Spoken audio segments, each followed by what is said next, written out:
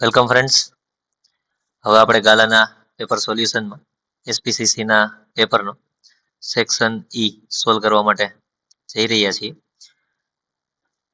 મારી એક રિક્વેસ્ટ છે કે જો તમે આ પેપરને સિરિયસલી સોલ્વ કરતા હો તો અત્યારે જ તમારી સાથે એક પેન અને પેપર લઈને બેસજો, જેથી કરીને જે કંઈ ઇમ્પોર્ટન્ટ પોઈન્ટ્સ આપણે લખીએ તો માઇન્ડ મેપથી જે કંઈ આપણે પોઈન્ટ્સને ડિસ્કશન કરીએ એને તમે એક્ઝામ ટાઈમે ઇઝીલી રિવાઇઝ કરી શકો. તો વધારે સમય ન લેતા સેક્શન ઈ ની શરૂઆત કરીએ. સેક્શન ઈ ની શરૂઆત આમ તો 48 નંબરના ક્વેશ્ચનથી થાય છે, પણ 48 નો ક્વેશ્ચન છે એ તમને શોર્ટ્સની અંદર મળી જશે. તમે જોઈ શકો કે સેક્શન એફમાં તમારા જેટલા કંઈ લેટર્સ અને રિપોર્ટના ફોર્મેટ પૂછાય છે એના ઓલરેડી શોર્ટ્સ આ ચેનલ ઉપર અપલોડ થઈ ગયા છે. જો એ ન જોયા હોય તો એ પણ એક વખત જોઈ લેજો. તો હવે શરૂ કરીએ છીએ સેક્શન એફ ની અંદર આપણા 49 નંબરના ક્વેશ્ચનનું. 48 નંબરનો ક્વેશ્ચન પણ આ જ રીતે તમને સોર્સની અંદર જોવા મળી જશે. તો 49 નંબરના ક્વેશ્ચનનું એવું પૂછેલું છે કે distinguish between irregular and illegal allotment of share. તો બેનો આપણે ડિફરન્શિએટ ખાલી કરવાનું છે કે ઇલીગલ શેર કોને કહેવાય, ઇરેગ્યુલર શેર કોને કહેવાય. તો આની અંદર કંપનીઝ એક્ટના પ્રોવિઝન્સ છે એને વાયોલેટ કરીને જ્યારે શેર એલોટમેન્ટ કરવામાં આવે તેને ઇરેગ્યુલર શેર કહેવાય. અને lawful contract of Indian contract act as per companies act એને વાયોલેટ કરી અને જ્યારે શેર એલોટમેન્ટ કરવામાં આવે તેને ઇલીગલ શેર કહેવાય. ઇન શોર્ટ આની અંદર કંપનીઝ એક્ટનો પ્રોવિઝન્સ વાયોલેટ થાય છે અને આની અંદર ઇન્ડિયન કોન્ટ્રાક્ટ એક્ટ છે એ વાયોલેટ થાય છે. કોઈ પણ શેરને ઇરેગ્યુલર કન્સિડર ક્યારે કરવામાં આવે તો જો એ શેરને before registering prospectus, before receipt of minimum subscription અને વિધાઉટ રિસીવિંગ રિક્વાયર્ડ મની આ શેર એલોટ કરી દેવામાં આવે તો એ શેરને કન્સિડર કરવામાં આવે છે કે આ શેર છે એ ઇરેગ્યુલર છે. તો કોઈ શેરને ઇલીગલ ક્યારે કન્સિડર કરવામાં આવે તો કોઈ એપ્લિકન્ટે એની ઓફર જ ન કરી હોય અથવા તો એ શેરને એક્સેપ્ટ કરેલા ન હોય અને એક્સેપ્ટ કર્યા પછી એને ઓફર ની જે છે ઇન્ફોર્મ કરવામાં ન આવે તો આવા કન્ડિશનની અંદર આ શેર છે એને ઇલીગલ ગણી લેવામાં આવે છે. હવે આ જે શેર એલોટમેન્ટ છે ને ઇરેગ્યુલર એક ટાઈપનું વોઇડેબલ છે અને આને જો તમારે ફરીથી સુધારવું હોય તો એના માટે તમારે અમુક સ્ટેપ્સ પ્રિસ્ક્રાઇબ ટાઈમ લિમિટની અંદર જે કંપનીઝ એક્ટની અંદર ટાઈમ લિમિટ આપેલી છે એની અંદર જ તમારે એ ભૂલ છે એ તમે સુધારો તો કદાચ તમે ઇરેગ્યુલર શેરમાંથી રેગ્યુલર શેર તરફ જઈ શકો.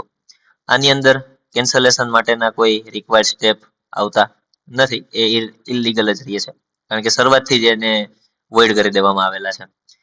Membership eliminated by eliminate name of shareholder from register of member. તો આની અંદર જે તે વ્યક્તિની મેમ્બરશિપ છે એ પણ જઈ શકે જો ઇરેગ્યુલર શેર એલોટ કરવામાં આવે તો.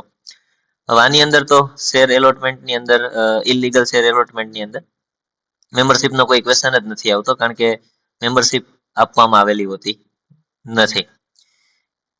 હવે આ જે ઇરેગ્યુલર શેર એલોટમેન્ટ જેણે કરેલું હશે એ ઓફિસર આની અંદર લાયેબલ બનશે અને જેટલો કંઈ લોસ જશે એ કંપનીને જાય કે શેર હોલ્ડરને જાય એ બધો જ લોસ કમ્પેન્સેટ કોણ કરશે તો જે ઓફિસરે ઇરેગ્યુલર શેર એલોટમેન્ટ કરેલું હશે એ ઓફિસર છે એ આની અંદર લાયેબલ ગણાશે અને આની અંદર કોઈ ઇલીગલ એલોટમેન્ટની સામે કોઈ એવા સ્ટેપ્સ ઓફિસર સામે લેવામાં આવતા નથી. 50 નંબરનો ક્વેશ્ચન. તો explain circumstances for share transmission. તો શેર ટ્રાન્સમિશન કઈ કઈ સર્કમસ્ટન્સીસની અંદર શેર છે એને ટ્રાન્સમિટ કરવામાં આવતા હોય છે. તો આની અંદર આપણે જે મેઇન ઇમ્પોર્ટન્ટ પોઈન્ટ્સ છે એને જ ખાલી ડિસ્કસ કરવા જઈએ તો સૌથી પહેલું છે કે will is prepared by share holder.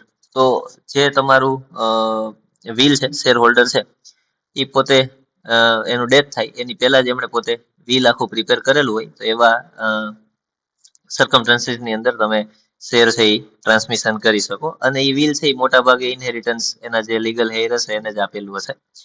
બીજું છે કે will is not prepared and there are legal successor.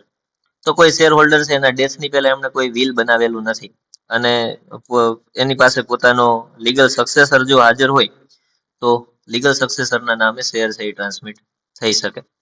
Third one છે કે વિલ ઇઝ નોટ પ્રિપેર્ડ અને there are no legal successor. તો આ મતલબ ઉપરની બેમાંથી એકેય કન્ડિશન ફોલો નથી થતી કે વિલ બી પ્રિપેર નથી કરેલું અને કોઈ લીગલ સક્સેસર પણ નથી. તો આવી સિચ્યુએશનની અંદર કોર્ટ છે એ એપોઇન્ટ કરીને આપશે રિસીવરને કે આનો ખરેખર હકદાર કોણ બનશે આ શેરનો. તો આ કોર્ટ છે એ ડિસાઈડ કરશે કે આ શેર કોને આપવા. આની અંદર મોટા ભાગે ફેમિલીનો આખો જે ટ્રીઝ હોય એની બ્રાન્ચીસ હોય એના આધારે કોર્ટ છે ડિસિઝન લેતી હોય કે ખરેખર આ શેર ઉપર કોના રાઇટ્સ હશે. એના પછી છે કે share holder is declare to insolvent. તો કોઈ કારણોસર શેર હોલ્ડરને કોર્ટ જો ડિક્લેર કરે કે ભાઈ આ ઇનસોલ્વન્ટ છે, તો એની જગ્યાએ એના શેર છે એ કોઈ બીજાને કોને ટ્રાન્સફર કરવા એની એપોઇન્ટમેન્ટ પણ કોણ કરીને આપશે? કોર્ટ જ કરીને આપશે. એના પછી ફિફ્થ વન છે એ છે share holder are declare to be lunatic. તો ધારો કે લ્યુનેટિક નો મતલબ થાય છે અનસાઉન્ડેડ માઇન્ડ અથવા તો કોઈ માનસિક રોગથી પીડાતો હોય અથવા તો એટલો સ્ટેબલ ના રહી શકે એવો હોય કે જે પોતે ડિસિઝન લઈ શકે, તેવો જે લ્યુનેટિક પર્સન છે તો એના જે ગાર્ડિયન હશે અથવા તો ટ્રસ્ટી જે પ્રેઝન્ટ હશે એને એપોઇન્ટમેન્ટ લેટર છે એ ઇસ્યુ કરવામાં આવશે અને આ ડિસિઝન પણ કોર્ટ જ લેશે કે અનસાઉન્ડેડ અથવા તો લ્યુનેટિક માઇન્ડ છે એ વ્યક્તિની સામે એના ટ્રસ્ટી તરીકે અથવા તો એના ગાર્ડિયન તરીકે જે કામ કરે છે એ ખરેખર શેર આપવાના લાયક છે કે નહીં, તો એને કોર્ટ છે એ આપી દેશે. અને લાસ્ટ વન છે કે death of person in case of single person company. તો જ્યારે પર્સન છે એ સિંગલ પર્સન કંપની કોઈ ચાલતી હોય, આની અંદર છે ને પર્સને નોમિનેટ કરીને ગયા હોય છે મોટા ભાગે તો કે એના ડેથ પછી આ શેર છે એ કોને મળે. અને એ જે નોમિની છે સિંગલ પર્સન કંપનીની અંદર એ નોમિનીને આ શેર છે એ આપી દેવામાં આવે છે. એના પછી આપેલું છે કે who can acquire companies membership. તો મેમ્બરશિપ છે એ કોણ લઈ શકે? તો સૌથી પહેલી વસ્તુ છે કે લિવિંગ પર્સન.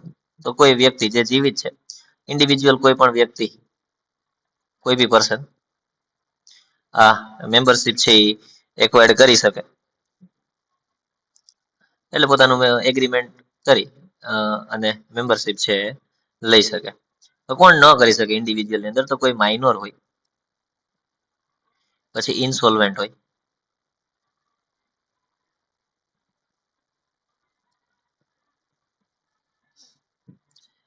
અથવા તો લ્યુનેટિક હોય. તો આવા મોટા ભાગે મેમ્બરશિપ છે એ લઈ શકતા નથી. સેકન્ડ વન છે પાર્ટનર્સ ઓફ પાર્ટનરશિપ ફોર્મ. તો હવે પાર્ટનરશિપ ફોર્મ છે એ તો એક ખાલી એક લીગલ કંપની છે.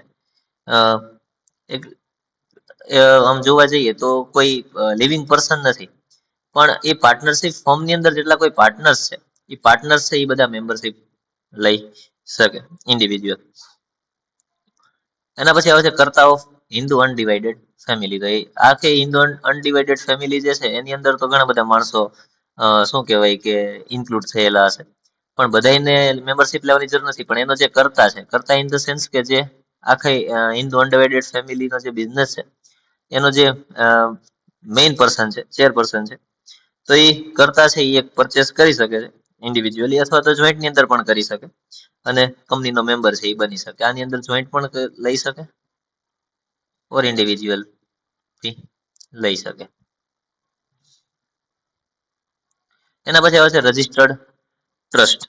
તો કોઈ પણ કંપની એક્ટ પ્રમાણે કોઈ ટ્રસ્ટ છે એ રજિસ્ટર્ડ થયેલું હોય એને મેમ્બરશિપ છે એ આપી શકાય છે, પણ એને શેર છે એ પરચેસ કરવા પડે બાય પરચેસિંગ શેર. એના પછી આવે છે ફોરેનર્સ.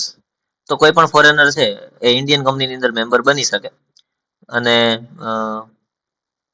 હવે ફોરેનર છે એ મેમ્બર બની તો ગયો, પણ સપોઝ કે કોઈ વોર થઈ ગયો. હવે જે ફોરેનર જે કન્ટ્રીનો છે એનું જે નેટિવ કન્ટ્રી છે એની સાથે ઇન્ડિયાનું કોઈ વોર થઈ ગયું, તો એની સામે વોરની સામે અથવા તો કોઈ ઇમરજન્સીની કન્ડિશનની અંદર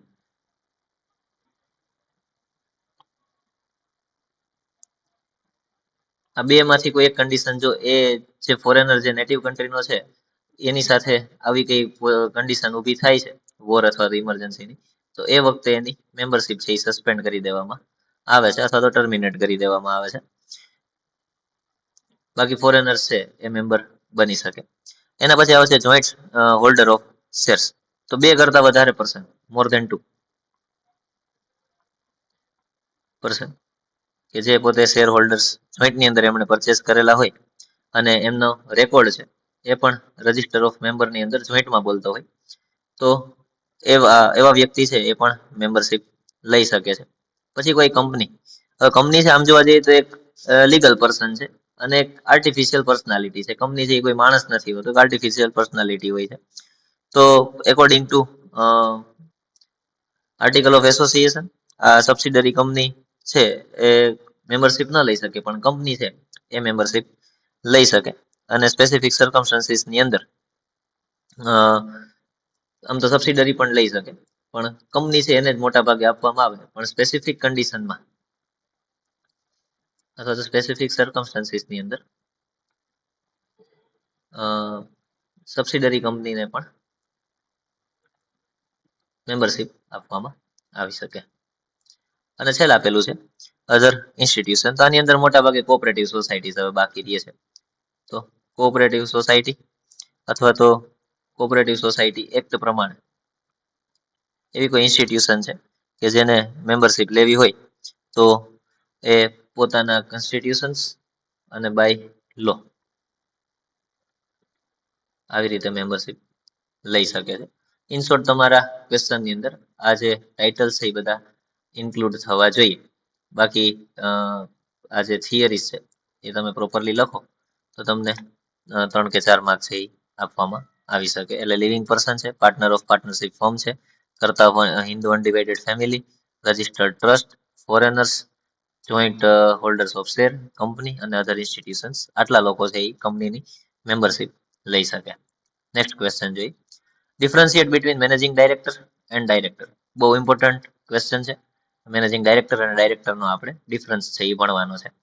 હવે મેનેજિંગ ડાયરેક્ટર છે ને એ ડાયરેક્ટર્સની અંદરથી જ કોઈ એકને એપોઇન્ટ કરવામાં આવે કે જેને શું કરવાનું હોય તો carry day to day routine work of company. તો રેગ્યુલર રૂટીન વર્કને જે સુપરવાઇઝ કરી શકે અને કંપનીની અંદર હાજર રહી શકે એવા વ્યક્તિને ડાયરેક્ટર્સમાંથી જ એક મેનેજિંગ ડાયરેક્ટર છે એ બનાવવામાં આવે છે. તો ડાયરેક્ટર છે એને કોણ બનાવે છે? તો ડાયરેક્ટરને બનાવવા માટે અથવા તો એને એપોઇન્ટ કરવા માટે શેર હોલ્ડર્સ હોય છે કે જે બધા શેર હોલ્ડર્સ ભેગા થઈ અને એક પોતાનો રિપ્રેઝેન્ટેટિવ કંપનીની અંદર મૂકે એને આપણે ડાયરેક્ટર કહીએ છીએ.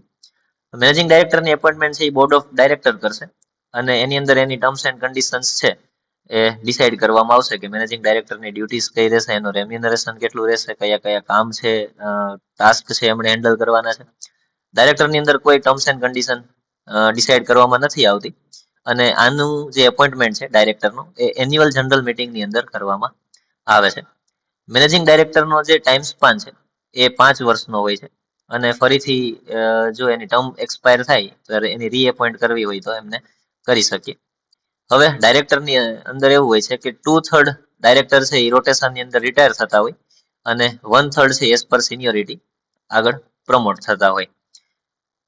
મેનેજિંગ ડાયરેક્ટરની એપોઇન્ટમેન્ટ કરવી એ કોઈ કમ્પલસરી નથી, એ કંપનીની રિક્વાયરમેન્ટ પ્રમાણે છે એની એપોઇન્ટમેન્ટ કરવામાં આવે અને ડાયરેક્ટરની રિક્વાયરમેન્ટ કમ્પલસરી કંપનીઝ એક્ટ પ્રમાણે એની એપોઇન્ટમેન્ટ કરવી છે એ કમ્પલસરી છે. અને મેનેજિંગ ડાયરેક્ટરના કામની અંદર શું આવે છે એના ટાસ્કની અંદર, તો એને ડે ટુ ડે એક્ટિવિટી છે એને સુપરવાઇઝ કરવી અને જે કંઈ પોલિસીસ બોર્ડ ઓફ ડાયરેક્ટરે ડિસાઇડ કરેલી છે એમને એક્ઝિક્યુટ કરાવી. આની અંદર કોઈ ઓવરઓલ સ્પેસિફિક કામ નથી હોતું, પણ મેનેજમેન્ટની અંદર જે કંઈ ઓવરઓલ પોલિસી ફ્રેમ કરવી અથવા તો પોલિસીને કઈ રીતે એક્ઝિક્યુટ કરાવી એ મેઇન કામ છે ડાયરેક્ટરનું હોય છે. મેનેજિંગ ડાયરેક્ટર છે એમણે જે એમનો જે કંટ્રોલ છે એ બોર્ડ ઓફ ડાયરેક્ટર્સની અંદર રહેશે અને ડાયરેક્ટર છે એ પોતે ઇન્ડિપેન્ડન્ટ હોય છે, એની ઉપર કોઈનો કંટ્રોલ હોતો નથી. કોઈ પણ કંપનીની અંદર એક જ મેનેજિંગ ડાયરેક્ટર છે એની રિક્વાયરમેન્ટ હોય છે. જ્યારે ડાયરેક્ટર છે એની પોસ્ટ સ્પેસિફિક છે. કોઈ પબ્લિક કંપની હોય તેની અંદર મિનિમમ તમારે 3 ડાયરેક્ટર હોવા જરૂરી છે અને કોઈ પ્રાઇવેટ કંપનીની અંદર મિનિમમ 2 ડાયરેક્ટર્સ હોવા જરૂરી છે. તો આટલા પોઈન્ટ્સ તમે લખો તો તમને ઇનફ માર્ક્સ છે એ કવર થઈ શકે. એમના પછીનો ક્વેશ્ચન જોઈએ. Write short note on proxy.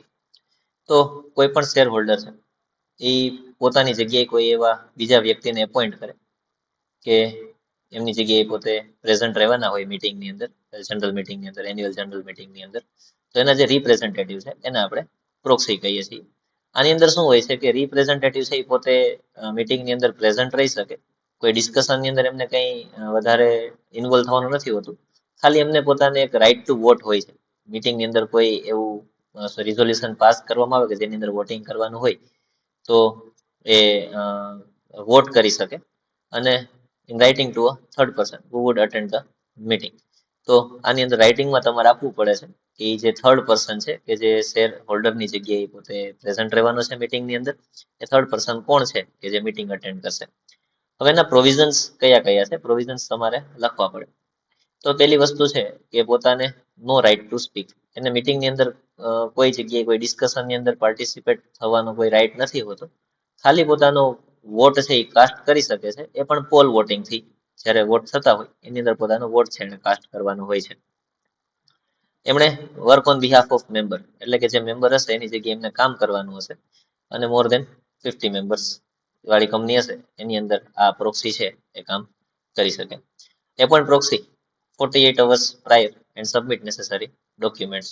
તો જે વ્યક્તિ પોતે પ્રોક્સી મોકલવા માંગતો હોય એમણે 48 અવર્સ પહેલા જ કંપનીને ઇન્ફોર્મ કરવું પડશે કે મારી જગ્યાએ આ વ્યક્તિ પ્રેઝન્ટ રહેશે, અને એના માટે જેટલા કંઈ નેસેસરી ડોક્યુમેન્ટ્સ છે એ પણ એમણે સબમિટ કરવાના થશે. હવે માઇનોર પર્સન જે હોય, મતલબ કે લેસ દેન 18 યર્સ અથવા તો 20 યર્સ, એવા જે માઇનોર પર્સન છે એને તમે પ્રોક્સી તરીકે મોકલી શકો નહીં. અને આ પ્રોવિઝન છે પ્રોક્સીનું એ સિંગલ પર્સન કંપનીની અંદર એપ્લિકેબલ નથી. તો અહીંયા તમારું ગાલાનું એસપીસીસીનું ફર્સ્ટ પેપર છે એ કમ્પ્લીટ થાય છે. આઈ હોપ કન્ટેન્ટ તમને ગમતું હશે, એક્ઝામ માટે પણ ખૂબ ઇમ્પોર્ટન્ટ છે, અને એવી જ રીતે આપણે પ્રિપેર કરીએ છીએ કે જેથી કરીને તમે એક્ઝામમાં મેક્સિમમ માર્ક્સ કવર કરી શકો અને ટુ ધ પોઈન્ટ તમે પ્રિપેરેશન કરી શકો. તો ફરીથી એકવાર રિક્વેસ્ટ છે કે તમારા ફ્રેન્ડ્સ સુધી આ ચેનલને શેર કરજો, ચેનલને સબસ્ક્રાઇબ કરજો, લાઇક કરજો વિડીયોને, અને ફરીથી મળીશું આપણે એસપીસીસીના પેપર નંબર 2 સાથે. અગાઉ પણ ઇકોનોમિક્સના 2 પેપર અપલોડ થઈ ગયા છે, એ પણ તમે તમારી પ્રિપેરેશનની અંદર જોઈ શકો છો, એની નોટ્સ બનાવી શકો છો. Thank you.